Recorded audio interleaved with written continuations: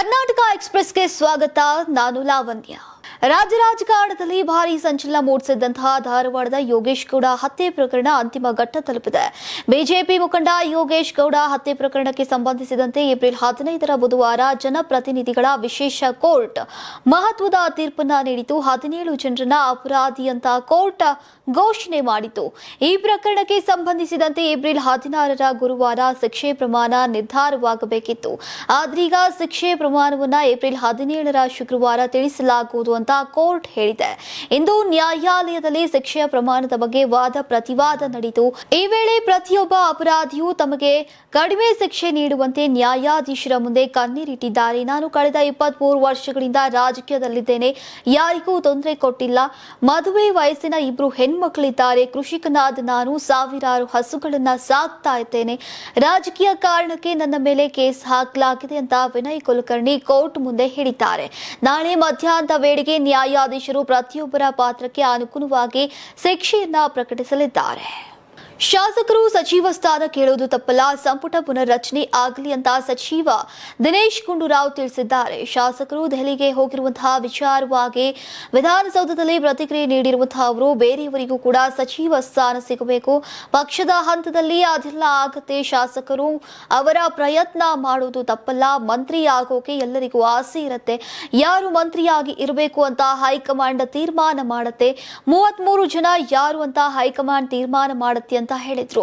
ಇನ್ನು ಸಂಸತ್ನಲ್ಲಿ ಕ್ಷೇತ್ರ ಮರು ವಿಂಗಡಣೆಯ ವಿಧೇಯಕ ಮಂಡನೆಯ ವಿಚಾರಕ್ಕೆ ಪ್ರತಿಕ್ರಿಯೆಯನ್ನ ನೀಡಿದ್ದು, ಈಗ ರಾಜ್ಯಗಳಲ್ಲಿ ಇರುವಂತಹ ಲೋಕಸಭೆ ಕ್ಷೇತ್ರಗಳ ಪೈಕಿ 50% ಸೀಟು ಹೆಚ್ಚಳವನ್ನ ಮಾಡಿದ್ರೆ ಯಾವುದೇ ಅನ್ಯಾಯ ಆಗಲ್ಲ. ಮಹಿಳಾ ಮೀಸಲಾತಿ ಕೊಡೋಕೆ ಕ್ಷೇತ್ರ ಹೆಚ್ಚು ಮಾಡುವ ಅವಶ್ಯಕತೆ ಇಲ್ಲ.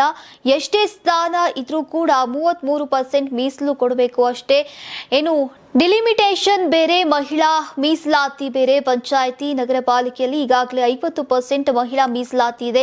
ಕೇಂದ್ರ ಈ ಹಿಂದೆ ಬಿಲ್ ಬಂದಾಗಲೇ ಮಹಿಳಾ ಮೀಸಲಾತಿ ಕೊಟ್ಟಿದ್ರೆ ಇಷ್ಟು ಹೊತ್ತಿಗೆ ಮಹಿಳಾ ಮೀಸಲಾತಿ ಇರ್ತಾ ಇತ್ತು. ಈಗ ಕೇಂದ್ರ ಸರ್ಕಾರದವರು ಲೇಟ್ ಮಾಡಿದ್ದಾರೆ. ಈಗಲೂ ಇರೋ ಕ್ಷೇತ್ರಗಳಿಗೆ ಮಹಿಳಾ ಮೀಸಲಾತಿ ಮಾಡಲಿ ಅಂತ ದಿನೇಶ್ ಗುಂಡೂರಾವ್ ಅವರು ಆಗ್ರಹಿಸಿದ್ದಾರೆ.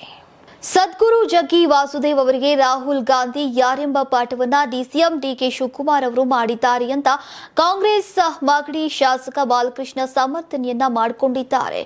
ವಿಧಾನಸೌಧದಲ್ಲಿ ಗುರುವಾರ ಮಾತನಾಡಿದಂತಹ ಅವರು ಸದ್ಗುರು ಜೊತೆಗೆ ಡಿಕೆಶಿ ವೇದಿಕೆಯನ್ನು ಹಂಚಿಕೊಂಡಿದ್ದಕ್ಕೆ ಯಾಕೆ ಕ್ರಮ ಆಗಿಲ್ಲ ಎಂಬ ಮಾಜಿ ಸಚಿವ ಕಿನ್ ರಾಜಣ್ಣ ಪ್ರಶ್ನೆಗೆ ತಿರುಗೇಟನ್ನ ನೀಡಿದ್ರು. ಅದೊಂದು ಧಾರ್ಮಿಕ ಕಾರ್ಯಕ್ರಮ, ಅಲ್ಲಿ ಡಿಕೆ ಶಿವಕುಮಾರ್ ಅವರು ಭಾಗಿಯಾಗಿದ್ರು. ರಾಹುಲ್ ಗಾಂಧಿ ಯಾರು ಎಂಬ ಪಾಠವನ್ನ ಮಾಡಿದ್ದಾರೆ ಅಂತ ಕೌಂಟರ್ ಅನ್ನ ಕೊಟ್ಟಿದ್ದಾರೆ. ಇದೇ ವೇಳೆ ಅಸಮಾಧಾನಿತ ಕಾಂಗ್ರೆಸ್ ನಾಯಕರಿಗೆ ಕೇಂದ್ರ ಸಚಿವ ಎಚ್.ಡಿ. ಕುಮಾರಸ್ವಾಮಿ ಅವರು ಆಹ್ವಾನವನ್ನ ನೀಡಿದ್ರು ಎಂಬ ವಿಚಾರಕ್ಕೆ ಕಿಡಿಕಾರಿದ್ದಾರೆ. ಹಾಗೂ ಜೆಡಿಎಸ್ ಆಫರ್ಗಳ ಪಕ್ಷ ಅಂತ ಕೌಂಟರ್ ಅನ್ನ ಕೊಟ್ಟಿದ್ದಾರೆ. ದಾವಣಗೆರೆ ವಿಚಾರವಾಗಿ ಸಿದ್ದರಾಮಯ್ಯ ಅವರ ಆಪ್ತರನ್ನ ಟಾರ್ಗೆಟ್ ಮಾಡಲಾಗಿದೆ ಅನ್ನೋದು ಕೇವಲ ಮಾಧ್ಯಮ ಸೃಷ್ಟಿ. ಪಕ್ಷಕ್ಕೆ ತೊಂದರೆ ಮಾಡಿದವರ ವಿರುದ್ಧ ಕ್ರಮ ಸಹಜ. ಸಂಪುಟ ಪುನರ್ರಚನೆ, ನಾಯಕತ್ವ ಬದಲಾವಣೆ ಚರ್ಚೆಯಾಗಲಿ, ಅಂತಿಮ ನಿರ್ಧಾರ ಕೈಗೊಳ್ಳುವುದು ಹೈಕಮಾಂಡ್. ನಾನು ಸನ್ಯಾಸಿ ಅಲ್ಲ, ನಾನು 5 ಬಾರಿ ಶಾಸಕನಾಗಿದ್ದೇನೆ, ಆಸೆ ಸಹಜವಾಗಿ ಇದೆ ಅಂತ ಶಾಸಕ ಬಾಲಕೃಷ್ಣ ಅವರು ಹೇಳಿದ್ದಾರೆ. ಕುರ್ಚಿ ಆಸೆಗಾಗಿ ಡಿಸಿಎಂ ಡಿಕೆ ಶಿವಕುಮಾರ್ ಅವರು ತಮ್ಮ ವಿರೋಧಿ ಬಣದ ನಾಯಕರನ್ನ ಹೊಂಚು ಹಾಕಿ ಸಂಚು ರೂಪಿಸಿ ಮುಗಿಸ್ತಾ ಇದ್ದಾರೆ ಅಂತ ಜೆಡಿಎಸ್ ಕಿಡಿಕಾರಿದೆ. ಈ ಬಗ್ಗೆ ಎಕ್ಸ್ನಲ್ಲಿ ಪೋಸ್ಟ್ ಹಂಚಿಕೊಂಡಿದ್ದು, ಕಾಂಗ್ರೆಸ್ನಿಂದ ಮುಸ್ಲಿಂ ನಾಯಕ ಅಬ್ದುಲ್ ಜಬ್ಬಾರ್ ಅಮಾನತು ವಿಚಾರವಾಗಿ ಕಾಂಗ್ರೆಸ್ ಆಕ್ರೋಶವನ್ನ ಹೊರಹಾಕಿದೆ. ಈಗ ಕಾಂಗ್ರೆಸ್ ಪಕ್ಷದಲ್ಲಿ ಸಾಮಾಜಿಕ ಅನ್ಯಾಯ ನಡೀತಾ ಇದೆ. ಅಂದು ಪರಿಶಿಷ್ಟ ಸಮುದಾಯ ವಾಲ್ಮೀಕಿ ಜನಾಂಗದ ನಾಯಕ ಕೆನ್ ರಾಜಣ್ಣ ಅವರನ್ನ ಸಚಿವ ಸ್ಥಾನದಿಂದ ಏಕಾಏಕಿ ಕಿತ್ತು ಹಾಕಿದ್ರು. ಇಂದು ಅಲ್ಪಸಂಖ್ಯಾತ ಸಮುದಾಯದ ಮುಖಂಡ ಅಬ್ದುಲ್ ಜಬ್ಬಾರ್ ಅವರನ್ನ ಪಕ್ಷದಿಂದ ಉಚ್ಚಾಟಿಸಲಾಗಿದೆ. ಕುರ್ಚಿ ಆಸೆಗಾಗಿ ಡಿಕೆ ಶಿವಕುಮಾರ್ ತಮ್ಮ ವಿರೋಧ ಬಣದ ನಾಯಕರನ್ನ ಹೊಂಚು ಹಾಕಿ ಸಂಚನ್ನ ರೂಪಿಸಿ ಒಬ್ಬೊಬ್ಬರನ್ನೇ ಮುಗಿಸ್ತಾ ಇದ್ದಾರೆ ಅಂತ ಆರೋಪಿಸಿದೆ.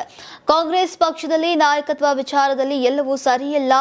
ಅಧ್ಯಕ್ಷರು ತಪ್ಪು ಮಾಡಿದ್ರೆ ಕೇವಲ ಕ್ಷಮೆ ಕೇಳಿದ್ರೆ ಸಾಕು. ಆದರೆ ಪರಿಶಿಷ್ಟ ಮತ್ತು ಅಲ್ಪಸಂಖ್ಯಾತ ನಾಯಕರಿಗೆ ಮಾತ್ರ ವಜಾ ಮತ್ತು ಉಚ್ಚಾಟನೆಯ ಶಿಕ್ಷೆಯನ್ನ ನೀಡುತ್ತಾರೆ. ಹಣಬಲ ತೋಳ್ಬಲದಿಂದ ಮೆರಿತಾ ಇರುವಂತಹ ಡಿಕೆಶಿ ಸ್ವಾರ್ಥಕ್ಕೆ ಕಾಂಗ್ರೆಸ್ಗಾಗಿ ದುಡಿದಂತಹ ತಳಮಟ್ಟದ ದಲಿತ ಮತ್ತು ಹಿಂದುಳಿದಂತಹ ವರ್ಗಗಳ ನಾಯಕರನ್ನ ಗುರಿಯಾಗಿಸಿ ಅವರ ರಾಜಕೀಯ ಭವಿಷ್ಯಕ್ಕೆ ಕೊಳ್ಳಿ ಇಡ್ತಿದ್ದಾರೆ. ಇದು ಕಾಂಗ್ರೆಸ್ನ ಅಸಲಿ ಮುಖ ಅಂತ ಟೀಕಿಸಿದೆ. ದಾವಣಗೆರೆ ದಕ್ಷಿಣ ವಿಧಾನಸಭಾ ಕ್ಷೇತ್ರದ ಉಪಚುನಾವಣೆಯಲ್ಲಿ ಕಾಂಗ್ರೆಸ್ ಪಕ್ಷ ತೆಗೆದುಕೊಂಡಂತಹ ನಿರ್ಧಾರಗಳು ಮುಸ್ಲಿಂ ಸಮುದಾಯದ ತೀವ್ರ ಅಸಮಾಧಾನಕ್ಕೆ ಕಾರಣವಾಗಿದೆ. ಈ ವಿಚಾರವಾಗಿ ಬೆಂಗಳೂರಿನಲ್ಲಿ ಪತ್ರಿಕಾಗೋಷ್ಠಿ ನಡೆಸಿದಂತಹ ಸಮುದಾಯದ ಮುಖಂಡರು ಕಾಂಗ್ರೆಸ್ ವಿರುದ್ಧ ಆಕ್ರೋಶವನ್ನು ವ್ಯಕ್ತಪಡಿಸಿದ್ದಾರೆ. ಸಾಮಾನ್ಯವಾಗಿ ಮೃತಪಟ್ಟಂತಹ ನಾಯಕರ ಕುಟುಂಬ ಸದಸ್ಯರಿಗೆ ಟಿಕೆಟ್ ನೀಡುವ ಪಕ್ಷದ ಸಂಪ್ರದಾಯ ಇದೆ. ಆದರೆ ದಾವಣಗೆರೆಯಲ್ಲಿ ಶಾಮನೂರು ಶಿವಶಂಕರಪ್ಪ ಅವರ ಮಗ ಮಲ್ಲಿಕಾರ್ಜುನ್ ಈಗಾಗಲೇ ಶಾಸಕ ಮತ್ತು ಸಚಿವರಾಗಿದ್ದು ಸೊಸೆ ಪ್ರಭಾ ಮಲ್ಲಿಕಾರ್ಜುನ್ ಅವರು ಸಂಸದೆಯಾಗಿದ್ದಾರೆ. ಈಗ ಈ ಹಿನ್ನೆಲೆಯಲ್ಲಿ ಮುಂದಿನ ಬಾರಿ ಮುಸ್ಲಿಂ ಅಭ್ಯರ್ಥಿಗೆ ಟಿಕೆಟ್ ನೀಡುವುದಾಗಿ ಸಾರ್ವಜನಿಕವಾಗಿ ಹೇಳಲಾಗಿತ್ತು. ಸ್ಥಳೀಯ ದಾವಣಗೆರೆ ಜನ, ಕಾಂಗ್ರೆಸ್ ಕಾರ್ಯಕರ್ತರು ಮತ್ತು ರಾಜ್ಯದ ಮುಸ್ಲಿಂ ಧಾರ್ಮಿಕ ನಾಯಕರು ಕಾಂಗ್ರೆಸ್ ಹೈಕಮಾಂಡ್ಗೆ ಮನವಿಯನ್ನ ಸಲ್ಲಿಸಿ ಈ ಬಾರಿ ಮುಸ್ಲಿಂ ಅಭ್ಯರ್ಥಿಗೆ ಟಿಕೆಟ್ ಅನ್ನು ನೀಡುವಂತೆ ಒತ್ತಾಯಿಸಿದ್ರು. ಆದರೆ ದುರಾದೃಷ್ಟವಶಾತ್ ಮುಸ್ಲಿಂ ಅಭ್ಯರ್ಥಿಗೆ ಟಿಕೆಟ್ ನೀಡದೆ ಮತ್ತೆ ಅದೇ ಶಾಮನೂರು ಕುಟುಂಬದವರಿಗೆ ಟಿಕೆಟ್ ಅನ್ನು ನೀಡಿದ್ರಿಂದ ಇಡೀ ದಾವಣಗೆರೆಯ ಮುಸ್ಲಿಂ ಸಮುದಾಯದಲ್ಲಿ ಭಾರಿ ಆಕ್ರೋಶ ವ್ಯಕ್ತವಾಗಿದೆ ಅಂತ ಸಮುದಾಯದ ನಾಯಕರು ಹೇಳಿದ್ದಾರೆ. ಇನ್ನು ಕರ್ನಾಟಕದ 10 ಮುಸ್ಲಿಂ ಶಾಸಕರು ಮತ್ತು 4 ಎಂಎಲ್ಸಿಗಳು ಸಕ್ರಿಯವಾಗಿ ಚುನಾವಣಾ ಪ್ರಚಾರದಲ್ಲಿ ಭಾಗವಹಿಸಿದ್ರು. ಆದಾಗ್ಯೂ ಕೂಡ ಚುನಾವಣೆಯ ನಂತರ ಎಂಎಲ್ಸಿ ಅಬ್ದುಲ್ ಜಬ್ಬಾರ್ ರಾಜೀನಾಮೆ ಪಡೆದಿರುವುದು ಮತ್ತು ಮುಖ್ಯಮಂತ್ರಿ ಕಾರ್ಯದರ್ಶಿ ನಜೀರ್ ಅಹಮದ್ ಅವರನ್ನ ವಜಾ ಮಾಡಲಾಗಿದೆ. ಒಂದು ಕುಟುಂಬಕ್ಕಾಗಿ ಕಾಂಗ್ರೆಸ್ ಈ ನಿಲುವು ತೆಗೆದುಕೊಂಡಿದೆ ಅಂತ ಮುಸ್ಲಿಂ ನಾಯಕರು ಪತ್ರಿಕಾಗೋಷ್ಠಿಯಲ್ಲಿ ತೀವ್ರ ಅಸಮಾಧಾನವನ್ನು ವ್ಯಕ್ತಪಡಿಸಿದ್ದಾರೆ. ರಾಜ್ಯ ಸರ್ಕಾರಕ್ಕೆ ಕರವೇ ಹೊಸ ಡಿಮ್ಯಾಂಡ್ ಇಟ್ಟಿದೆ. ಈಗ ಕರ್ನಾಟಕದಲ್ಲಿ ಮತ್ತೆ ಭಾಷಾ ರಾಜಕೀಯ ಚರ್ಚೆಗೆ ಎಣ್ಣೆ ಸುರಿಯುವಂತಹ ರೀತಿಯಲ್ಲಿ ಕರ್ನಾಟಕ ರಕ್ಷಣಾ ವೇದಿಕೆ ಹೊಸ ಬೇಡಿಕೆಯನ್ನ ಮುಂದಿಟ್ಟಿದೆ. ಮಹಾರಾಷ್ಟ್ರದಲ್ಲಿ ಜಾರಿಗೆ ಬಂದಿರುವಂತಹ ಹೊಸ ನಿಯಮದ ಮಾದರಿಯನ್ನು ಈಗ ನಮ್ಮ ರಾಜ್ಯದಲ್ಲೂ ಜಾರಿಗೆ ತರಬೇಕು ಅಂತ ಕರವೇ ರಾಜ್ಯಾಧ್ಯಕ್ಷರು ಮುಖ್ಯಮಂತ್ರಿ ಸಿದ್ದರಾಮಯ್ಯ ಅವರಿಗೆ ಮನವಿಯನ್ನ ಮಾಡಿದ್ದಾರೆ. ಮಹಾರಾಷ್ಟ್ರ ಬಿಜೆಪಿ ಸರ್ಕಾರ ಮೇ 1ರಿಂದ ಹೊಸ ನಿಯಮವನ್ನ ಜಾರಿಗೊಳಿಸ್ತಾ ಇದೆ. ಆ ನಿಯಮದ ಪ್ರಕಾರ ಮರಾಠಿ ಭಾಷೆ ಓದೋಕೆ, ಬರೆಯೋಕೆ, ಮಾತನಾಡೋಕೆ ಬಾರದಂತಹ ಟ್ಯಾಕ್ಸಿ ಹಾಗೂ ಆಟೋ ಚಾಲಕರ ಡ್ರೈವಿಂಗ್ ಲೈಸೆನ್ಸ್ ರಿನಿವಲ್ ಆಗುವುದಿಲ್ಲ ಹಾಗೂ ಹೊಸದಾಗಿ ಲೈಸೆನ್ಸ್ ಕೊಡುವುದೂ ಇಲ್ಲ. ಮರಾಠಿ ಭಾಷಿಕರಿಗೆ ಅಂದ್ರೆ ಮರಾಠಿ ಬಾರದೇ ಇರೋರಿಗೆ ಅಲ್ಲಿ ಟ್ಯಾಕ್ಸಿ ಅಥವಾ ಆಟೋ ಓಡಿಸುವಂತಹ ಅವಕಾಶ ಸಿಗೋದಿಲ್ಲ ಅಂತ ಹೇಳಲಾಗಿದೆ. ಈಗ ಮಹಾರಾಷ್ಟ್ರ ಸರ್ಕಾರದ ಈ ನಿರ್ಧಾರವನ್ನ ಕರವೇ ಸ್ವಾಗತಿಸಿದೆ. ಯಾವ ರಾಜ್ಯದಲ್ಲಿ ವ್ಯಾಪಾರ ಉದ್ಯೋಗ ಮಾಡಬೇಕು ಆ ರಾಜ್ಯದ ಭಾಷೆಯನ್ನ ಕಲಿಯಲೇಬೇಕು ಎಂಬ ನಿಲುವು ಈಗ ಕರವೇ ಎದ್ದಾಗಿದೆ. ಇದನ್ನೇ ಆಧಾರ ಮಾಡಿಕೊಂಡು ಈಗ ಕನ್ನಡದಲ್ಲಿ ಓದೋಕೆ, ಬರೆಯೋಕೆ, ಮಾತನಾಡೋಕೆ ಬಾರದವರಿಗೆ ಕರ್ನಾಟಕದಲ್ಲಿ ಡ್ರೈವಿಂಗ್ ಲೈಸೆನ್ಸ್ ಅನ್ನ ಕೊಡಬಾರದು, ಈಗಿರುವಂತಹ ಡಿಎಲ್ ರಿನಿವಲ್ ಕೂಡ ಮಾಡಬಾರದು ಎಂಬ ಬೇಡಿಕೆಯನ್ನ ಕರವೇ ಮುಂದಿಟ್ಟಿದೆ. ಧರ್ಮಸ್ಥಳದಲ್ಲಿ 100 ಅಪರಿಚಿತ ಶವ ಹೂಳಲಾಗಿದೆ ಎಂಬ ಆರೋಪ ಪ್ರಕರಣದ ಪ್ರಮುಖ ರೂವಾರಿಗಳಲ್ಲಿ ಒಬ್ಬರಾದಂತಹ ಮಹೇಶ್ ತಿಮರೋಡಿ ಈಗ ಮತ್ತೆ ಸುದ್ದಿಯಲ್ಲಿದ್ದಾರೆ. ಯಕ್ಷಗಾನ ಕಲಾವಿದರಿಗೆ ಅವಾಚ್ಯ ಶಬ್ದಗಳಿಂದ ನಿಂದಿಸಿದ್ದಲ್ಲದೆ ಬೆದರಿಕೆ ಹಾಕಿರುವಂತಹ ಆರೋಪ ತಿಮರೋಡಿ ವಿರುದ್ಧ ಕೇಳಿಬಂದಿದೆ. ದೇಶಾದ್ಯಂತ ಭಾರಿ ಸದ್ದು ಮಾಡಿದಂತಹ ಧರ್ಮಸ್ಥಳ ಪ್ರಕರಣವನ್ನೇ ಹೋಲುವ ಯಕ್ಷಗಾನ ಪ್ರಸಂಗ ನಿರ್ಮಾಣ ಮಾಡಲಾಗಿತ್ತು. ಇದರಿಂದ ರೊಚ್ಚಿಗೆದ್ದಂತಹ ಮಹೇಶ್ ತಿಮರೋಡಿ ಏಪ್ರಿಲ್ 11ರಂದು ಯಕ್ಷಗಾನ ಹಾಸ್ಯ ಕಲಾವಿದ ಪ್ರಜ್ವಲ್ ಗುರುನಾಯಕನಕೆರೆ ಅವರಿಗೆ ಕರೆ ಮಾಡಿದ್ರು. ಈ ವೇಳೆ ಕಲಾವಿದ ದಿನೇಶ್ ಶೆಟ್ಟಿಗಾರ್ ಮತ್ತು ಚಿತ್ರನಟ ಮಂದಾರ್ ಸುಂದರ್ ರೈ ಅವರ ಬಗ್ಗೆ ಈಗ ಅವಾಚ್ಯ ಶಬ್ದಗಳನ್ನ ಬಳಸಿದ್ದಲ್ಲದೆ ಅವರ ತಾಯಂದಿರ ಚಾರಿತ್ರದ ಬಗ್ಗೆ ಕೂಡ ಕೆಟ್ಟದಾಗಿ ಮಾತನಾಡಿದ್ರು. ಈಗ ಆ ಆಡಿಯೋವನ್ನ ದಿನೇಶ್ ಶೆಟ್ಟಿ ಮತ್ತು ಸುಂದರ್ ರೈಗೆ ಪ್ರಜ್ವಲ್ ಕಳಿಸಿದ್ದು ಅದನ್ನ ಕೇಳಿ ಕಲಾವಿದರು ತೀವ್ರ ನೊಂದಿದ್ದಾರೆ. ಈ ಹಿನ್ನೆಲೆಯಲ್ಲಿ ಈಗ ಸುಂದರ್ ರೈ ನೀಡಿರುವಂತಹ ದೂರಿನಡಿ ಪುತ್ತೂರು ಗ್ರಾಮಾಂತರ ಠಾಣೆಯಲ್ಲಿ ತಿಮರೋಡಿ ವಿರುದ್ಧ ಎಫ್ಐಆರ್ ದಾಖಲಾಗಿದ್ರೆ ದಿನೇಶ್ ಶೆಟ್ಟಿಗಾರ್ ತಾಯಿ ಈಗ ಲೀಲಾವತಿ ಶೆಟ್ಟಿಗಾರ್ ದೂರಿನಡಿ ಮಹಿಳಾ ಠಾಣೆಯಲ್ಲಿ ಮತ್ತೊಂದು ಪ್ರಕರಣ ದಾಖಲಾಗಿದೆ. ತೀರಾ ಅತಿ ಕೆಟ್ಟದಾದಂತಹ ಪದಗಳನ್ನ ಬಳಸಿರೋದು ಆಡಿಯೋದಲ್ಲಿದೆ. ನಾಡಪ್ರಭು ಕೆಂಪೇಗೌಡ ಲೇಔಟ್ ಸೈಟ್ ಮಾಲೀಕರ ಸುದೀರ್ಘ ಹೋರಾಟಕ್ಕೆ ಕೊನೆಗೂ ಜಯ ಸಿಕ್ಕಿದೆ. ಲೇಔಟ್ನಲ್ಲಿ ಮೂಲಭೂತ ಸೌಕರ್ಯಗಳನ್ನು ಒದಗಿಸುವಲ್ಲಿ ವಿಳಂಬ ಮಾಡಿದ್ದಕ್ಕಾಗಿ ಸೈಟ್ ಮಾಲೀಕರಿಗೆ ಬಡ್ಡಿ ಸಹಿತ ಪರಿಹಾರ ನೀಡುವಂತೆ ಕೆರೇರಾ ಬಿಡಿಎಗೆ ಈಗ ಕಟ್ಟುನಿಟ್ಟಿನ ಆದೇಶವನ್ನ ನೀಡಿದೆ. ಅಗತ್ಯ ದಾಖಲೆಗಳನ್ನು ಸಲ್ಲಿಸಿರುವಂತಹ ಸೈಟ್ ಮಾಲೀಕರಿಗೆ ಈಗ ವಿಳಂಬವಾದಂತಹ ಅವಧಿಗೆ ಎಸ್ಬಿಐ ಎಂಸಿಎಲ್ಆರ್ ಪ್ಲಸ್ 2% ದರದಲ್ಲಿ ಈಗ ಬಡ್ಡಿ ಪರಿಹಾರವನ್ನ ನೀಡಬೇಕು. ಕೇವಲ ಹಳೆಯ ಬಾಕಿ ಮಾತ್ರವಲ್ಲದೆ 2026ರ ಫೆಬ್ರವರಿ 3ರಿಂದ ಲೇಔಟ್ನಲ್ಲಿ ಮೂಲಭೂತ ಸೌಕರ್ಯಗಳು ಸಂಪೂರ್ಣಗೊಳ್ಳುವವರೆಗೆ ಬಿಡಿಎ ನಿರಂತರವಾಗಿ ಬಡ್ಡಿ ನೀಡ್ತಾ ಇರಬೇಕು ಅಂತ ಪ್ರಾಧಿಕಾರ ಸ್ಪಷ್ಟಪಡಿಸಿದೆ. ಈವರೆಗೆ ದಾಖಲೆ ಸಲ್ಲಿಸದಂತಹ ಮಾಲೀಕರು ರೇರಾ ಕಾಯ್ದೆಯಡಿ ದೂರು ದಾಖಲಿಸಿ ಸಮಾನ ಪರಿಹಾರ ಪಡೆಯೋಕೆ ಅವಕಾಶ ಕಲ್ಪಿಸಲಾಗಿದೆ. ರಸ್ತೆ, ನೀರು, ವಿದ್ಯುತ್ ಸೇರಿದಂತೆ ಮೂಲ ಸೌಕರ್ಯ ವಿಳಂಬಕ್ಕೆ ಡೆವಲಪರ್ ನೇರ ಹೊಣೆ ಅಂತ ಆದೇಶದಲ್ಲಿ ಹೇಳಲಾಗಿದೆ. ವರ್ಷಗಳಿಂದ ಸೈಟ್ ಸಿಕ್ಕರೂ ಕೂಡ ಸೌಲಭ್ಯಗಳಿಲ್ಲದೆ ಪರದಾಡ್ತಾ ಇದ್ದಂತಹ ಮಾಲೀಕರಿಗೆ ಈ ಆದೇಶ ಆರ್ಥಿಕ ಭರವಸೆಯನ್ನು ನೀಡಿದೆ.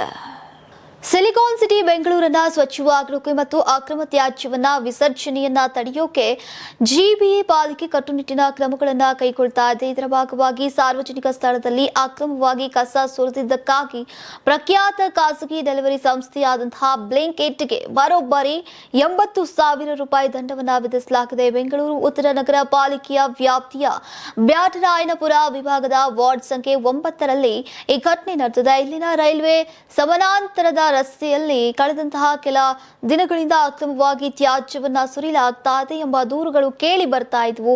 ಈಗ ಈ ಹಿನ್ನೆಲೆಯಲ್ಲಿ ನಗರ ಪಾಲಿಕೆಯ ಅಧಿಕಾರಿಗಳು ಸ್ಥಳಕ್ಕೆ ಭೇಟಿ ನೀಡಿ ಪರಿಶೀಲನೆಯನ್ನ ನಡೆಸಿದಾಗ ಖಾಸಗಿ ಸಂಸ್ಥೆಯಾದಂತಹ ಬ್ಲಿಂಕಿಟ್ ತನ್ನ ತ್ಯಾಜ್ಯವನ್ನ ಸಾರ್ವಜನಿಕ ರಸ್ತೆಯಲ್ಲಿ ಅಕ್ರಮವಾಗಿ ವಿಲೇವಾರಿ ಮಾಡುವುದು ಈಗ ಸಾಬೀತಾಗಿದೆ. ತ್ಯಾಜ್ಯ ವಿಸರ್ಜನೆ ಪತ್ತೆಯಾದ ತಕ್ಷಣ ಬ್ಯಾಟರಾಯನಪುರ ವಿಭಾಗದ ಸಹಾಯಕ ಪ್ರಧಾನ ವ್ಯವಸ್ಥಾಪಕರಾದಂತಹ ತೀರ್ಥ ಪ್ರಸಾದ್ ಮತ್ತು ಕಿರಿಯ ಆರೋಗ್ಯ ಪರಿವೀಕ್ಷಕರಾದಂತಹ ಕವಿತಾ ಅವರು ಜಂಟಿ ಕಾರ್ಯಾಚರಣೆಯನ್ನು ನಡೆಸಿದ್ರು. ನಿಯಮಗಳನ್ನ ಗಾಳಿಗೆ ತೂರಿ ಸಾರ್ವಜನಿಕ ಆರೋಗ್ಯಕ್ಕೆ ಹಾನಿ ಉಂಟು ಮಾಡಿದ್ದಕ್ಕಾಗಿ ಸಂಸ್ಥೆಗೆ ಸ್ಥಳದಲ್ಲೇ 80,000 ರೂಪಾಯಿಗಳ ಭಾರಿ ದಂಡದ ನೋಟಿಸ್ ಅನ್ನ ನೀಡಿದ್ದಾರೆ.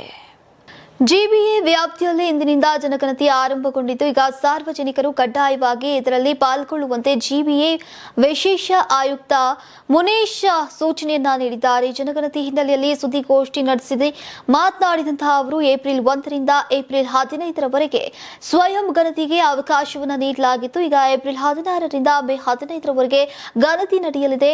23,705 ಗಣತಿದಾರರು ಇದ್ದಾರೆ. ಮೇಲ್ವಿಚಾರಕರು 7,912 ಜನ ಇದ್ದಾರೆ. 2027ರಲ್ಲಿ 2ನೇ ಹಂತದ ಗಣತಿ ಆರಂಭವಾಗಲಿದೆ.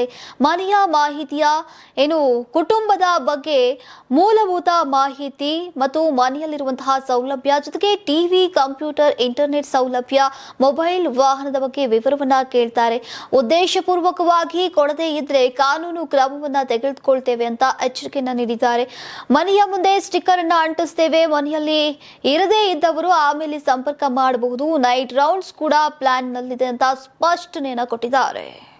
ನೀವು ಸಣ್ಣ ಆಗ್ಬೇಕಲ್ವಾ? ಅದು ಒಂದು ಉತ್ತಮ ಆಹಾರದಿಂದ ಸಣ್ಣ ಆಗ್ಬೇಕಲ್ವಾ? ಪ್ರತಿದಿನ ನಮ್ಮ ಜೀನಿ ಸ್ಲಿಮ್ ನ ಯೂಸ್ ಮಾಡಿ ಯಾವುದೇ ಸೈಡ್ ಎಫೆಕ್ಟ್ ಇಲ್ದಂಗೆ ನೀವು ಸಣ್ಣ ಆಗ್ತೀರಾ.